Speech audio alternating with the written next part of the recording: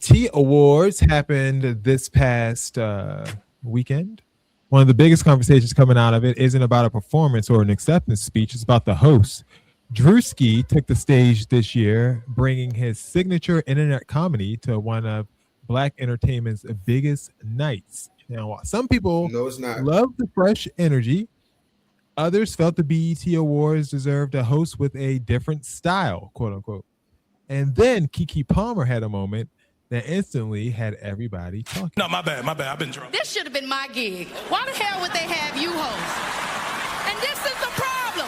This is the problem with BET. They be tripping. Because this should have been me. I got it. This next performance is by a Grammy Award winning artist who came through dripping. It has been up till it's stuck. Give it up for the one and only Cardi B.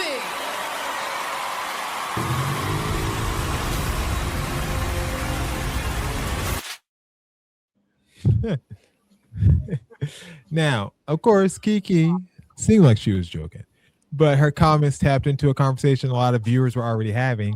Is hosting the BET Awards about being the funniest person in the room, or is it about bringing a certain level of live television, tact?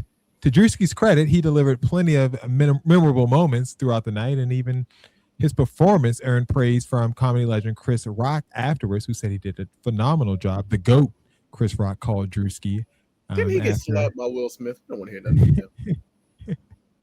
him. So maybe this isn't really about whether Drewski was funny. Maybe it's about what today's BET Awards are supposed to be.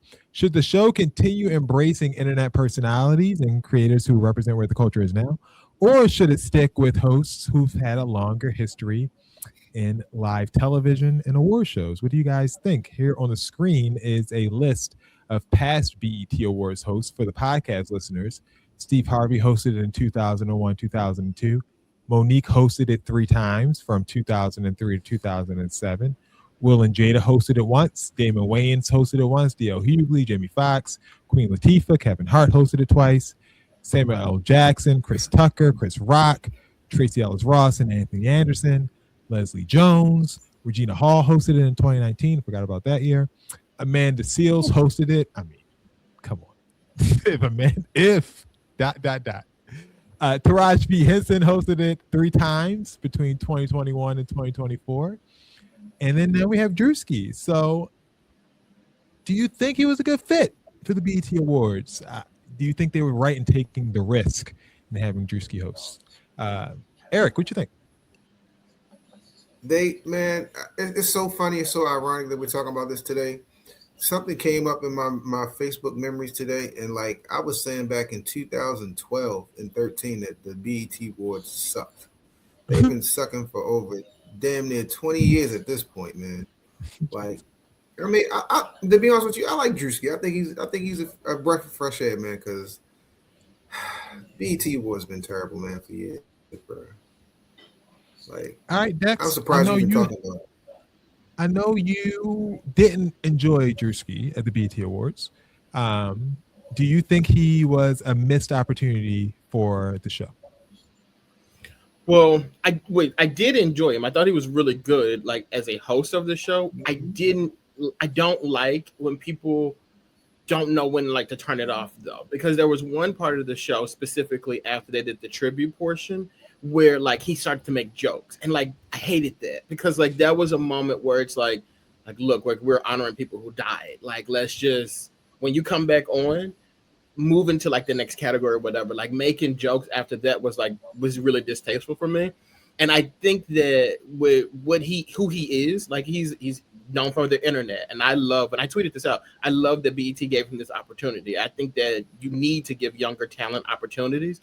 But I think when you do things like that, like make a joke after a tribute, like it kind of shows that like you open yourself to criticism that BET then has to take seriously. Like they didn't have to say like, damn, maybe we shouldn't put people on like that because they don't have the proper training. Like all the other people that you named outside of Amanda Seales, none of them would do anything like that. And Leslie Jones, none of them would do anything like that. Like they would know better than to like, you're going to be respectful after that portion of it. And that was my only like gripe with it. I think the skits and everything were funny.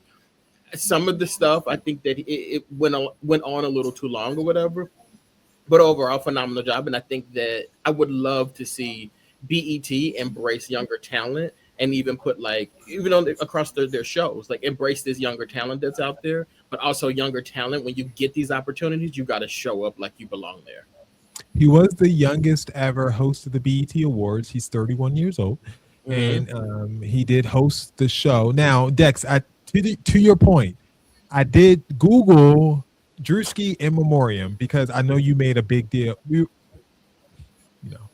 fourth wall. Me and Dex and Will and all the BroTalk, we have a group chat, so we talk about this What stuff is during the that gonna week. do that? So I knew Dex's like take on this beforehand. But just to your point, that I did Google, Druski in memoriam. No one's writing about it. So I No, don't no, I I don't think a know lot if of that's people going would. to stop BET from hiring people like this in the future just because he did it. It just didn't make any noise. It wasn't something I think that anyone outside of us would Yeah, have I seen. agree.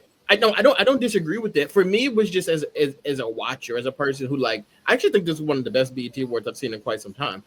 That part was just a little What? sad for me. Yeah, I think it was so good because I think they did a really good job of mixing new and old. Like the show literally started off with Ti and ended with Lauryn Hill, and that's our era. Like those are people that we kind of grew up with. And then in the middle of it, you have like the Cardi B's and you have the Summer Walkers and SZA and everybody. And I thought they did a really good job of mixing everybody in there. Like we even got an appearance from Nia Long, which was like I feel like she doesn't make that many appearances like these days. We got Janet Jackson, Tiana Taylor, who I know a lot of people had an issue getting the Icon of the Year award, but the girl just won an Oscar. You know what I mean? Like she's had a pretty big year. And Well, I think she for us, She didn't win an she Oscar. won a Golden Globe. She won a oh, Golden Golden Globe. Globe, I'm sorry. And then for us, like, as like black people, whatever, just to see like the young talent come out there and get recognized and get that shine, and even see somebody like Janet Jackson pay homage to Tiana Taylor was phenomenal to me. So I think it was a great show. I really do. And I don't expect people to jump on social media and say like it was so distasteful for him to do that during the memorial thing. I wouldn't even do that, but it is something that I noticed as a media professional and host. I did Now, notice. another segment to this conversation that I had, Bill. I was going to bring up the people they decided to honor as icons, but I do think Tiana Taylor, like, it's icon of the year. Like, I think the word icon is strong, but if they would have had like art person of the year or artist of the year, like I feel like she could have won it. So I don't really take a lot of umbrage with that declaration of icon. I get why they said it. You know what I'm saying? And she grew up. We've been watching her since My Super Sweet 16. Like, what are we talking about here? Like, she's had an amazing come up. If you take all the people who've been on My Super Sweet 16, she's the greatest of all time. So she does deserve, all this recognition. She makes good music. She makes good movies. I don't have a problem with that. But do you think that quote unquote the title icon for people like her and Lauryn Hill, who's notably had one album and who's had a lot of controversy with the people she's worked with, for those titles to be based upon those people, do you think that is a fair reflection of what BT should be doing? So that was one of my major issues that I had with that show was because hold up, let Bill go first, and I'll let you retort. Wait, I'll let you retort. Jason, when Bill goes, give him the full screen. Okay, go ahead, Bill. Okay, so here's my take on this whole icon business. We do use the word very loosely in our communities. Okay. The media professions. Okay, we do use that word very loosely. I think Tiana Taylor should have received some sort of person of the year. I just think the word icon is a little loose. Lauryn Hill, on the other hand, the impact that she's made from an album that released 30 years ago, even with all the even with all the controversy around it, because she did release a second album, From Whence We Get Kanye West, All Falls Down. So let's not even pretend like she didn't do what she did, because she did do it. I think because she can still sell out a stadium with that one album from 30 years ago. You have people today who call themselves whatever they like to call themselves, who are selling 3,000 albums worldwide. Like, let's be real, okay? Lauryn Hill is absolutely an icon. There are people who have built their music on the backs of Lauryn Hill, right? Like if you looked at that tribute, there was not one person there whose voice could float and flutter, riff and run like Lawrence could in the 90s or today, because that one you like, Jason, that Doja Cat struggled a great deal. Don't. I mean, she struggled. We knew the mic was on because we could hear the struggles. That other one that didn't even have a name came out there in the different key than the song is even tuned in. And the background singers, to their credit, had to match the key in which she was in. Amala has 50% for the other team, so we're not going to do that. Okay, Lauryn Hill is absolutely an icon. I think I agree with Dex that BET absolutely needs to embrace the younger talent, but I just feel like Druski wasn't it. I'm not a fan. I've never been a fan. I don't think he's funny. I don't think there's anything he can do that's funny to me. He's internet funny for this generation of internet tiers who don't have that filter because they're like President Obama said, they've got that filter of the screen. Like, I mean, I probably though would have yawned if any of these people on the screen would have got rehired to do it again. I don't think he would have. Honestly, I think that little scene between him and Keke Palmer was scripted, but the crowd went up for Keke Palmer. It was a bump. They got a bump for Keke. Keke's going to be hosting it next year. But also, realistically speaking, though, that if Jamie Foxx would have did it, or D.L. Hugler and these other people would have done it, they would have went up too. They know him. Druski is not. I mean, he's well known. I'm not saying he's not known, but like Druski is not a quote unquote star like Keke Palmer is. Keke Palmer we've known forever too. Yes, he is. Like he has zero media training. You think Druski's on the same level as Keke Palmer?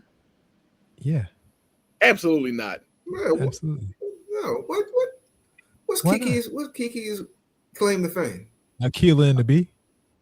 That's it. Yeah, right. B movies. Like, what are we talking about? Like, you know what I'm saying? Like, are y'all serious? She ain't no major star. I like Keke Palmer, but like Druski's very popular. Like, let's not act like Druski's some bum on the internet. Wait, you think Keke Palmer and Druski are on the same level career-wise? That's what you think? Yeah. Druski is massively popular. Druski is hotter than Keke Palmer is right now. What are you talking about? Yes, okay, I got you. Very his fire is burning whiter. Yeah. Oh, okay. He's hotter. Okay. We need to move on because now y'all just yapping. Y'all Druski's in Sprite commercials. Like, what are you talking about? What are we talking about right now? And Lauryn Hill been living off that one fucking album for 30 years, man. It's over with, bro. That is a credit to Impact. I don't understand the problem with that. That's Impact. What you mean that's a credit?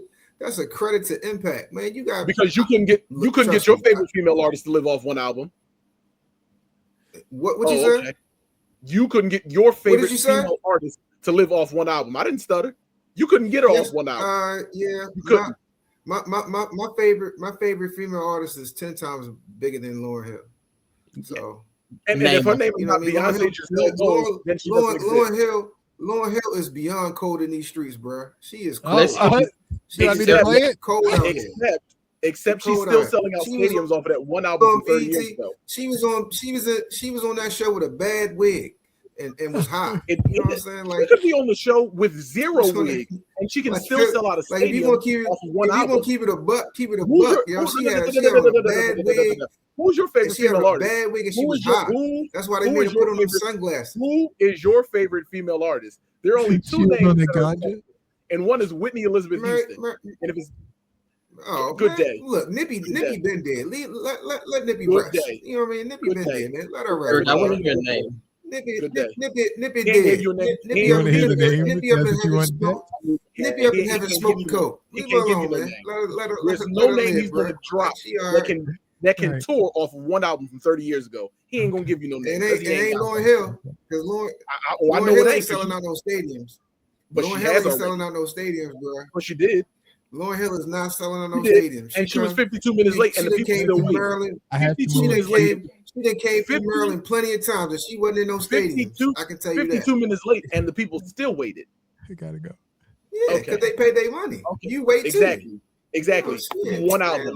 When your favorite female artist drops an album and then she starts touring 30 years later, then we can have this conversation. Yeah. But it won't happen. My Carry favorite, on. my favorite, You can my carry favorite on. female artist was You can did the carry Super on. Bowl. You can carry on. Oh, My did the favorite, Super Bowl. my favorite You, female I artist promise did you the can Super carry Bowl. on. Oh. And it was off of new music, not an old album from 30 years ago. Next question.